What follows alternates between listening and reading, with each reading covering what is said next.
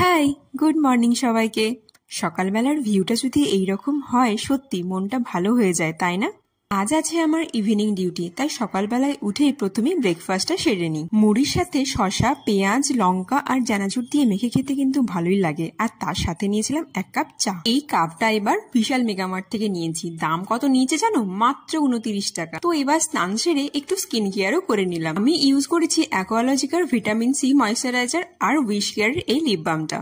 আজ দুপুরে রান্না করেছিলাম ভাত, পটল ভাজা আর ফুলকপি আলু দিয়ে মাছের ঝোল। ছোট থেকেই আঙুর মানে জানতাম সবুজ রঙের হয়, কিন্তু এই লাল আঙুরটা বাজারে এখন প্রচুর উঠেছে, কিন্তু আমার কোনোদিন ট্রাই করা হয়নি, তো সেটা আজকে আমি ট্রাই করব। এটার দাম নর্মাল আঙুরের থেকে একটু বেশি হয় আর খেতে বেশ মিষ্টি আঙুরেরই মতো, তবে ভেতরে 2-3টে বীজ থাকে ছোট ছোট। চলো এবার ডিউটির জন্য রেডি হতে হবে। আজকের মতো এই পর্যন্তই। দেখা হচ্ছে পরের একটি ব্লগে খুব তাড়াতাড়ি।